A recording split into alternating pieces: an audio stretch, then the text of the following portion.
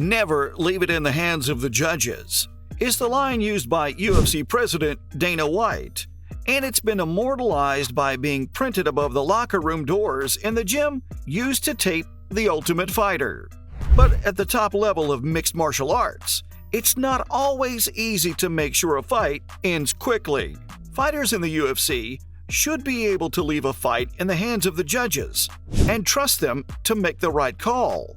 But that hasn't always been the case in the 25 years since the promotion started. Before the 10-point must system, the judges just looked at the whole fight to decide who won. In both of these times, bad decisions have been made. Fans of a certain fighter are sometimes too quick to say, "bad call," after a loss. But in the following 10 cases, the wrong man definitely had his hand raised. Here are the 10 worst thefts in the history of the UFC. At UFC 251, Matt Holloway fought Alexander Volkanovski again to try to win back the featherweight title. The first time Volkanovski won with a clear majority of votes. The second time, one of the most controversial decisions of 2020 was the fight. Holloway won the first 3 rounds and knocked down his opponent twice. But in the final rounds, the Great came back to win and keep his title. Most fans thought Holloway should have won back the title. And because of this, we got Alexander Volkanovski versus Max Holloway 3, where Alexander Volkanovski defeated Max Holloway by unanimous decision, 50-45, to retain the UFC Featherweight Championship. At UFC 32 in Las Vegas in 2021, prospects Miranda Maverick and Macy Barber faced off in what might have been the worst choice of the year. Maverick seemed to win the first 2 rounds, so she took it easy in the 3rd round, thinking she'd already won the fight. Maverick once again showed that you just can't expect to win. Barber won the fight by a split decision, which means that 2 judges gave her different scores. The only 2 people that thought Barber won were the judges, so Maverick was out of luck. Bas Rutten and Kevin Randleman's heavyweight title fight at UFC 20 is still talked about because of how it was scored. Fans and the media still argue about how to balance positional dominance and offense. Most of the time, conventional wisdom about judging seems to say that the fighter on top is the winner. At the time of the fight in question, the way points were given was different, but the basic idea was the same. This time, though, it wasn't. The judges gave the fight to Rutten because he was able to hit Randleman well from the bottom, even though he spent most of the fight on his back. Many people liked the decision because it punished Randleman for not doing anything while he was in his opponent's guard.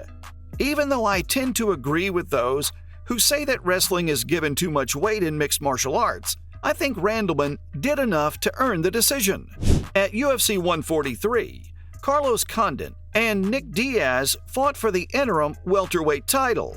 There isn't much more to say about this fight.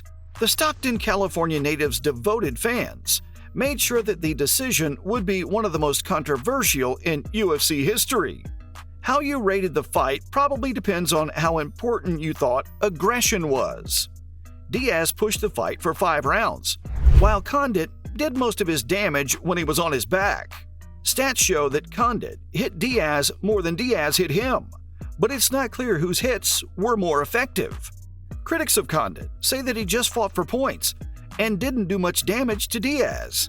His fans say that Greg Jackson came up with a great game plan and did a great job of sticking to it for 25 minutes.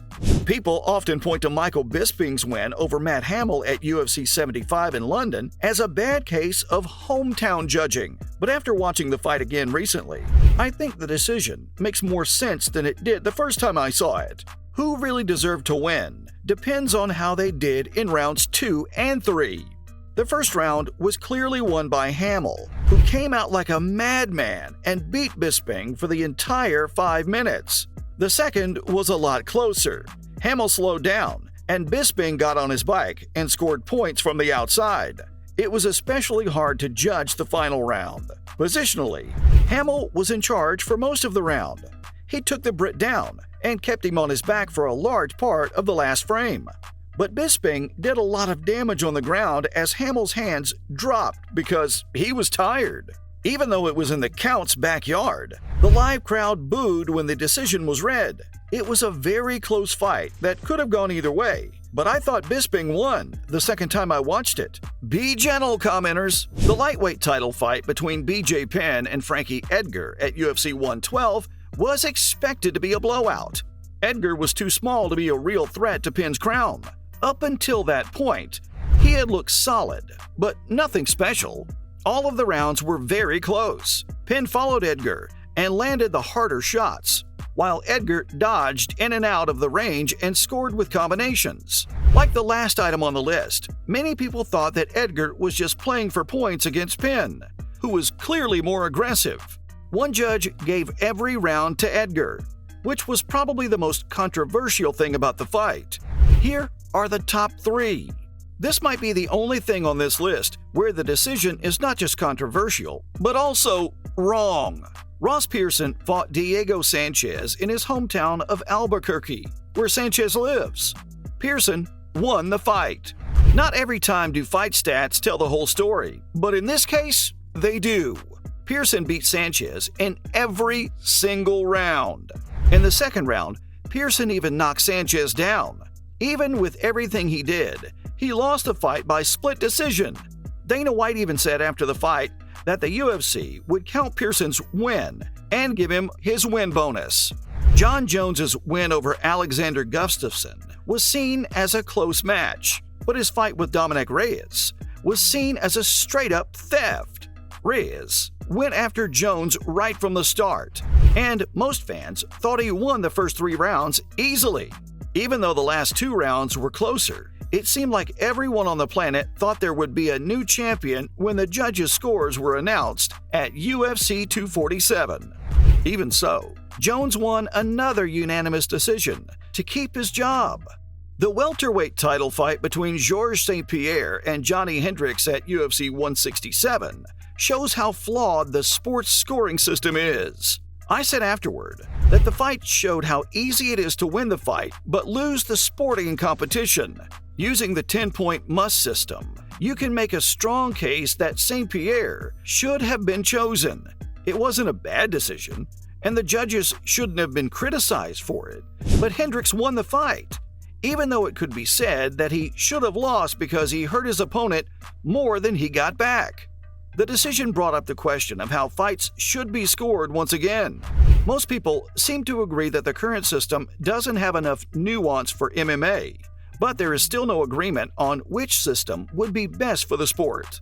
If you want a more in-depth look at how St. Pierre versus Hendricks' decision changed things, you can read my article I wrote after the fight.